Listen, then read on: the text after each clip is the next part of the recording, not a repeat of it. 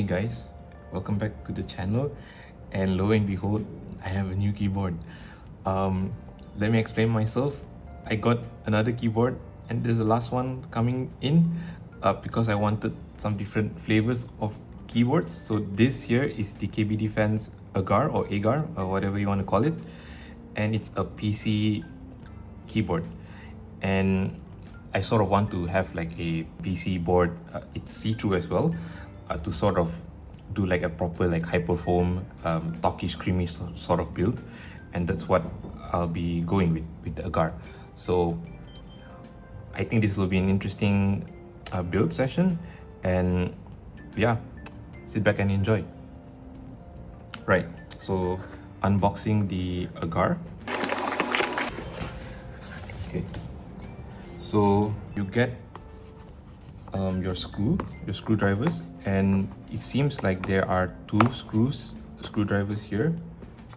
Not a big fan of this. I really like it when designers use the same screw size, like the Neo or the Zoom. That's like my preference. And also here you have the copper weight, which is quite hefty, I would say. So I'm really excited because the design looks fantastic. You can see it's a starry sky with the boat, the moon, and if you're really paying attention, you see even there's like a hint of a shooting star and the waves, of course. But more importantly, this should add to the tone. It will make it a much more warmer and fuller sound, so I'm really excited for that. You get your accessories over here. So based on this, I can already see it has some like feet and stuff like that. So yeah, this is the mounting style. It's the silicone block mount.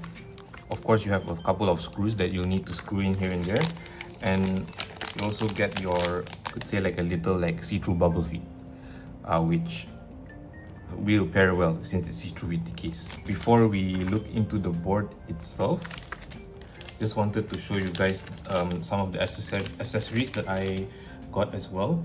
So, or I shouldn't say got, but it comes with the box. So it comes with foam. You can see here. So this is the Agar foam that we'll be using, and also comes with the PCB. So this is a 1.6mm non-flex cut PCB, you can see here, and it's a HHKB layout. And what's nice is that there's like this like curly sort of like Dora board, which you'll have to screw in later, but yeah, we'll see that in a bit. Now I didn't read the page well enough, because I initially thought it didn't come with the foam kit, so I ended up purchasing another one. So guys, please read the product pages. This costs like 15 USD, so it's not cheap. Yes, but for those of you who are lucky to see this video, yeah, you get the foam inside already. And then you have this hook, which is used to pull out the PCB once you've slotted it in, because this is a one-piece board where you just drop the PCB in. So to get it out, this is something that you use to pull it out.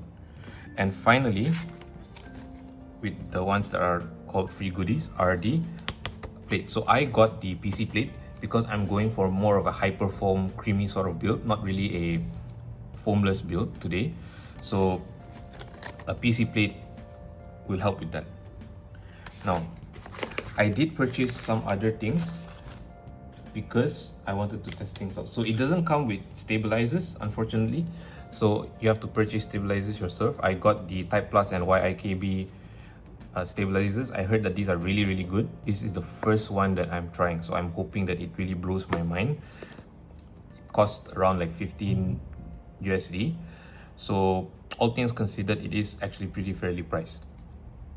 And the last one is the O-rings.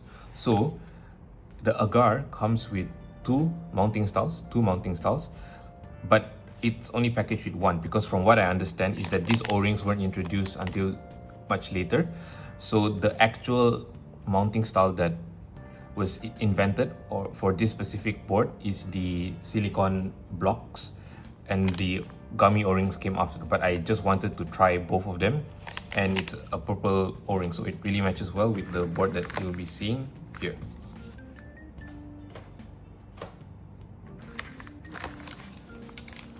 Okay, so this is the board. So to prevent cracking the PC case, please do not over tighten screws. I think this goes for any sort of build in general, but particularly for plastic builds, because you might crack the plastic. So this is the board, and it's a very nice purple. So I initially wanted the dark purple, but it was out of stock. But when I was seeing people build the light purple, it was actually a pretty dark one as well. So honestly, this looks amazing. Like, this piece looks insane, the quality and all. So yeah, it's a plastic, or more specifically a PC see-through casing that we'll have a lot of fun building. For the first thing, I think we want to get our copper weight ready.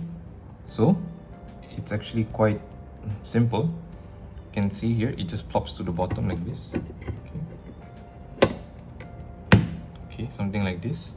Then you just have to screw it in. Use these bigger screws. There's 3 of them, exactly 3.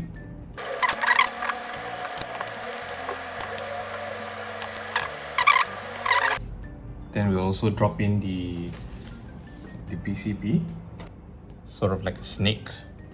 It's pogos, so really like that. And then all you need to do is just pop it in like this, and you get to screwing. Yeah, so I'm just going to show you guys how I tried to mount the O-ring mount over here. And what you are supposed to do is just to wrap it around the PCB like what I'm showing right now, and it's not too stiff actually. However, when I was trying to fit it into the board, as you see here, the O-ring would just not budge. And you'll have to be very careful here, because if you're not, you might even scratch your board, and worse, you might even break something. So I tried to fit it, as you can see here, but no matter what I did, it didn't really fit in place. What you're supposed to be seeing is that it should be fitting decently well, and then you push it down, which is obviously not happening over here. So honestly, I can't really recommend buying this O-ring. It cost about $8 USD, I believe, and you know, just don't do it. Just stick with the silicone block mount that they are recommending in the first place. Yeah, so this one, all you need to do, okay, is at the top here, you're supposed to just slot it in, like just slide it in to the top. It's a bit finicky, but yeah, something like this.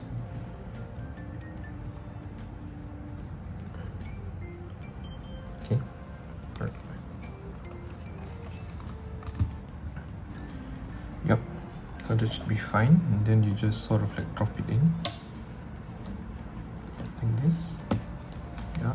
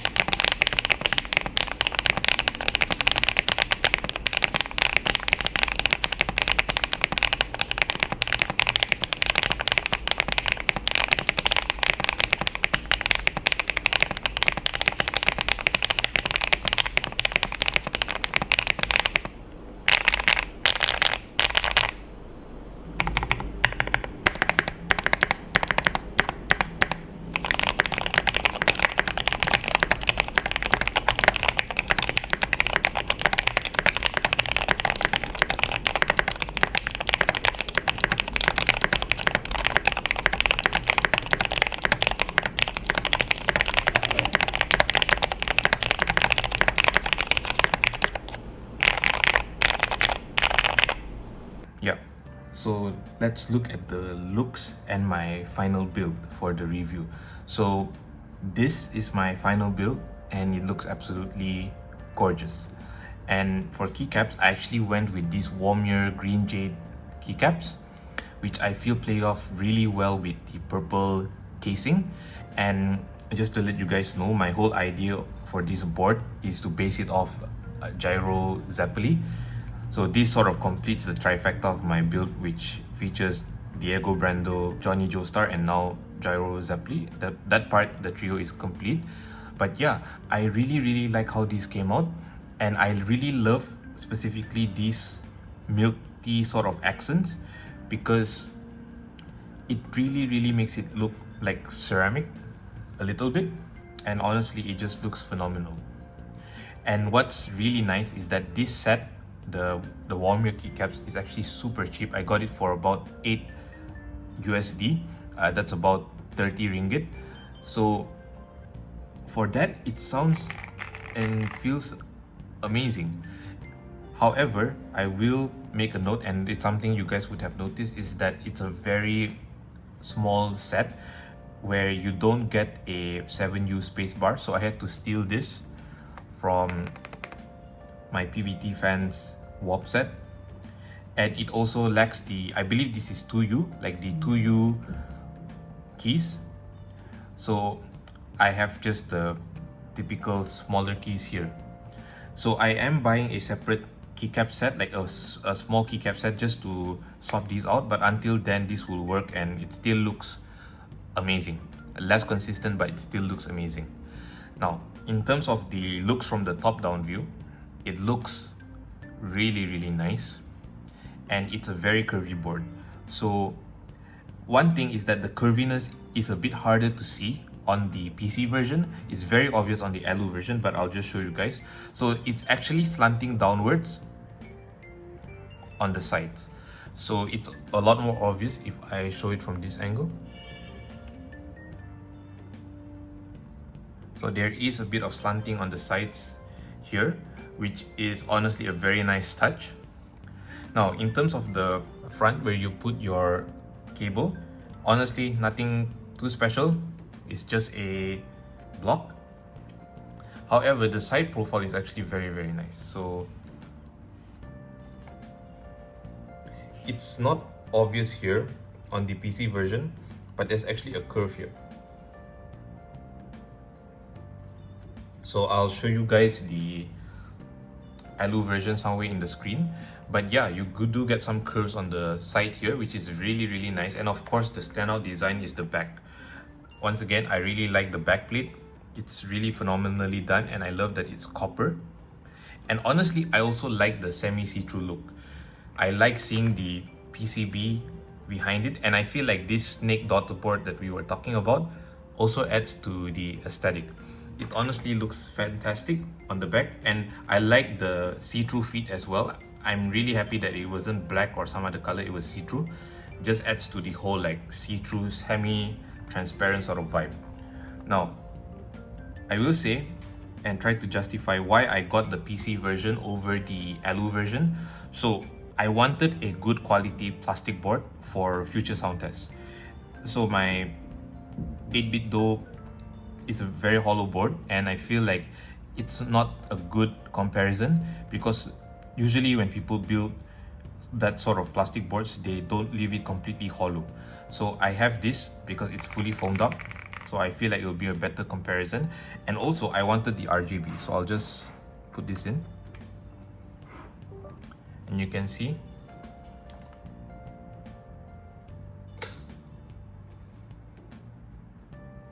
it looks amazing here. So just gonna leave it like this for a while, but yeah, it looks amazing. And you can even change the light effect. So I have it set to breathing, but you can do like a solid glow, or you can do some other like gradients and things like that. It's really nice. You just have to do it on VIA, and all around this is just a very wow sort of board. Now, in terms of the typing angle, this features a 9-degree typing angle, so a little bit higher than the typical 7 IC, and it has a very nice 15.2mm front height. So the front height honestly is just nice. And I feel like anything below 18 millimeters is just very, very comfortable. You don't need any wrist rest. Now, in terms of the internals, so I'll just turn this back on.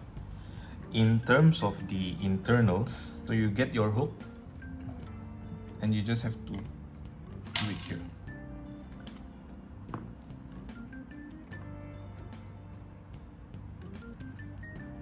So in terms of internals, I really like the sort of snake daughterboard design that they have going on here.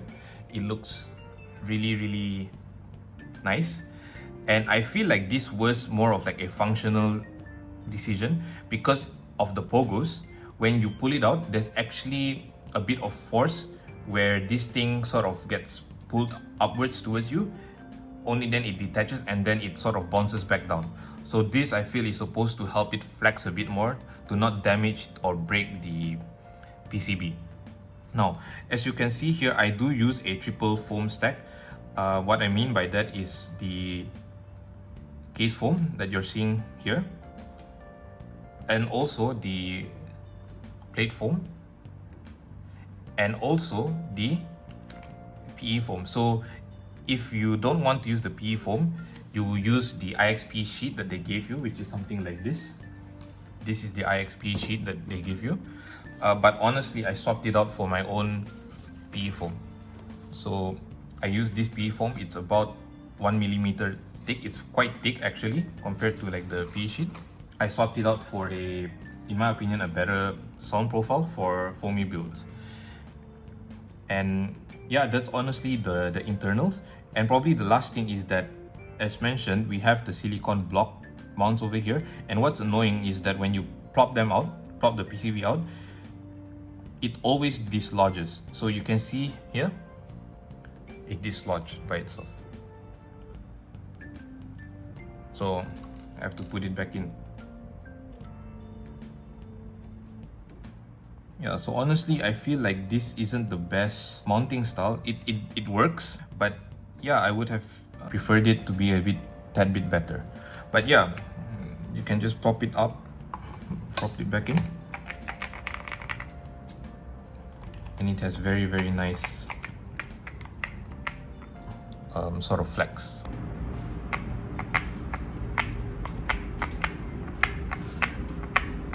Nice flex. Right, so now going through the sound profile, and I'll start with just a very short commentary on the switches I used.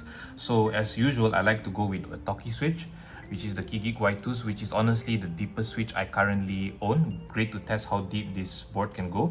I have a new switch, the HMX Cthulhu. I would call this a modern hyperclack switch. It has a PC top, and what's interesting is it has a fiberglass infused bottom. It says it's P7, so I would have thought it's 70% fiberglass, but I see some sites listing it at 50%. So either way, 50 to 70% fiberglass bottom. It has a very extreme piercing and glassy sound. And finally, a very vintage and more classic scratchy switch, which is the Cherry Nixie. I finally got them. And yeah, I also really like them because it has a very unique scratch. So in terms of the sound profile, on Foamless, surprisingly, this board holds up very well in a Foamless build on clack. So the Cthulhus especially were a standout pick. Incredibly loud, lively and clean, almost as if you were typing on some sort of like thin glass. That's what I felt. Another one that was great was the Nixies. It had a very more tamed scratch, I would say, and it doesn't have very high volume. For the Y2s, I felt it sounded a bit too soft in my opinion, and I wouldn't recommend it for a totally foamless build. I feel like it lacked a bit of that oomph that it comes from more foamed up boards. So the next configuration would be the stock foam, fully stock foam, meaning the case foam, the plate foam, as well as the IXP sheet, which is what I showed you just now. So the IXP sheet is this one, is what comes with the package. So on this one, the Y2s actually sounded really nice, very deep and chewy with just a tad bit of crunch. That's what I felt. And what's more important is that the foam really helps to add to the volume and the fullness of the Switch. So I liked it on that stock config foam. For the Cthulhus, it honestly also sounded really amazing.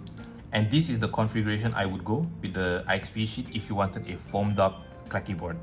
It still had that very signature clack, slightly deeper but still noticeably clacky, almost as if you were typing against like a thicker slab of glass, in my opinion, or it felt like you had very thick ice cubes knocking against each other.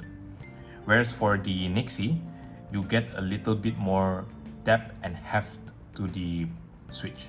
So honestly, the IXP sheet is probably the config that does all three justice, in my opinion. So it has that going for it. However, my preferred build is to swap out the IXP sheet for the PE foam that I was talking about just now, because it really does like a super top build. I felt in this build, which is what I have here, the Y2s were even louder and deeper.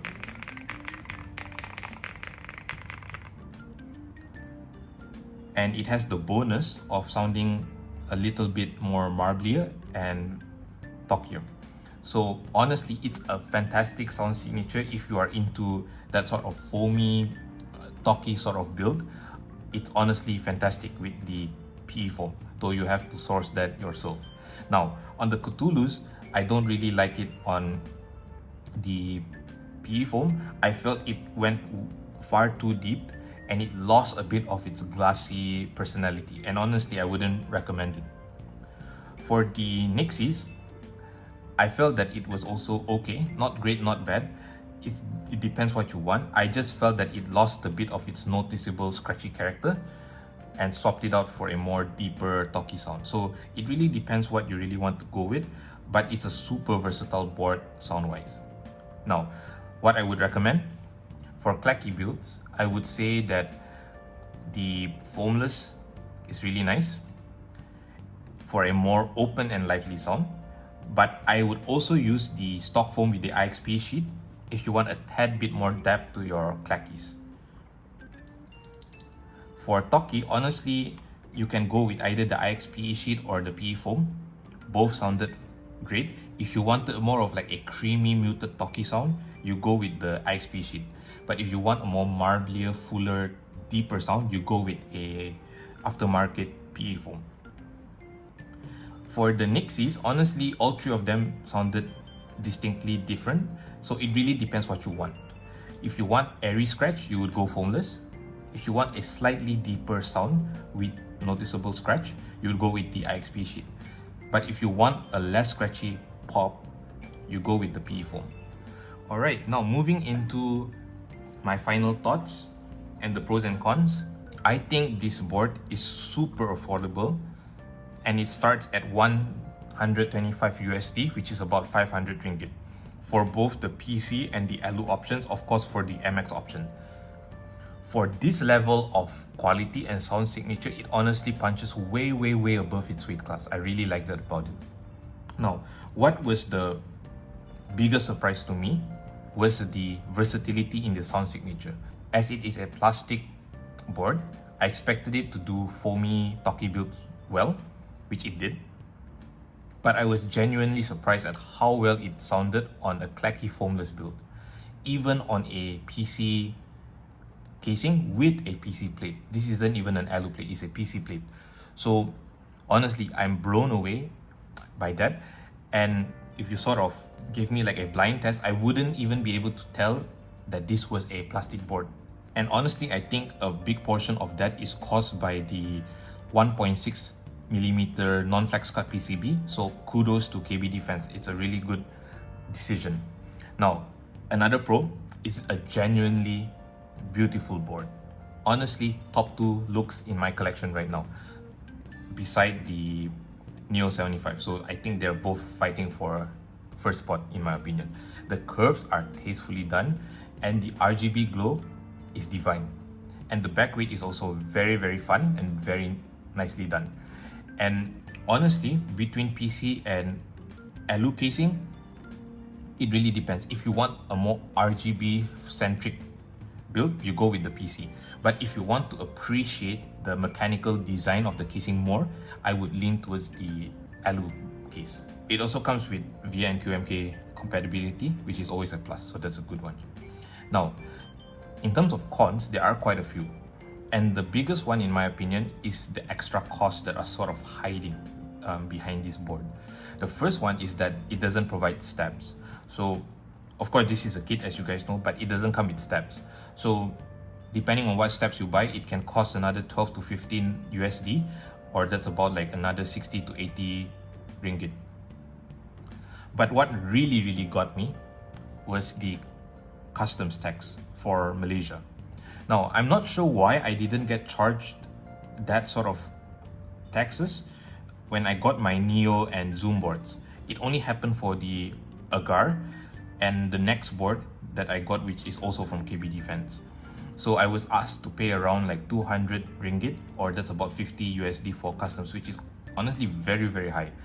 Honestly, with the customs tax and the stab, it approaches the almost like the 200 USD range, which honestly, everything considered, it's not that cheap as it seems to be, at least for me in Malaysia. I'm not too sure how it does in other countries. That's just for Malaysia. Now, another thing, I feel like the IXP sheet honestly is a tad bit disappointing for Talkie builds. It did feel deep, but without much soul, if that's a word. I'd recommend it. I just recommend swapping it out for a PE foam to bring out a bit more of a lively sound.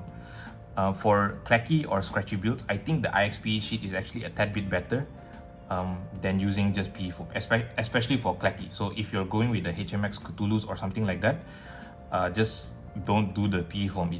It's way too deep and it totally removes the clackiness of your clacky switch.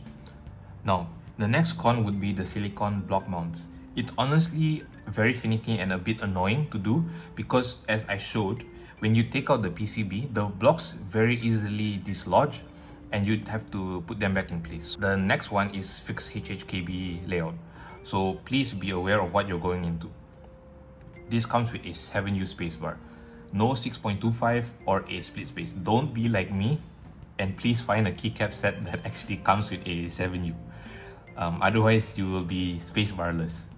Also, this isn't a knock against this board specifically, but it is a 60% layout, so without arrow keys. So please, if you need arrow keys, this is not the board for you. Now, the next con relates to mounting as well, which is the gummy O-ring mount. I almost forgot about it.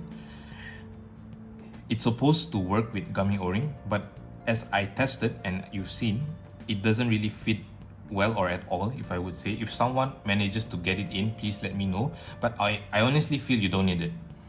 The silicone block, albeit a bit finicky, does the job well enough. So it gives enough flex, it sounds great. And the last thing to remember is that this doesn't come with RGB. So please, it only comes with the underglow. There is no key RGB over here. Who should be buying this?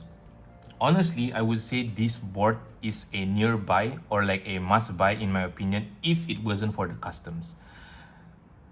If it wasn't for the customs, which honestly vary country to country, this would be so high value. The build quality is amazing at the base price and the sound signature of the board is incredible. I think if you're looking for a PC board, this is pretty high up there. Comparing it to other PC boards, it's about the same price as the Bauer Lite. However, the Bauer Lite offers more configurations and has that Bauer brand, but it doesn't come with RGB, and the Agar I feel has a better aesthetic. I feel like the real contender here is the EVE 65, which starts at 50 USD with underglow, but it has a weaker 1.2mm PCB, and the Agar in my opinion still beats it in terms of looks. Also, the EVE only comes with a PC plate, whereas for the Agar, you can go with either the PC or an alu plate, so it's a bit more flexible in that sense. Now, what this means for me, honestly, I'm very happy with this board. It's a bit more expensive than what I initially thought it would be, but I'm still very, very happy with this board. It will be like my plastic hyperfoam build moving forward for Switch reviews. So I will keep it with this triple foam stack. And honestly, it sounds fantastic this way. So yeah, I hope you guys enjoyed the Agar review. I have another board. It's already been built, so I'm getting the footage for it. But yeah, until next time, have a good day and peace.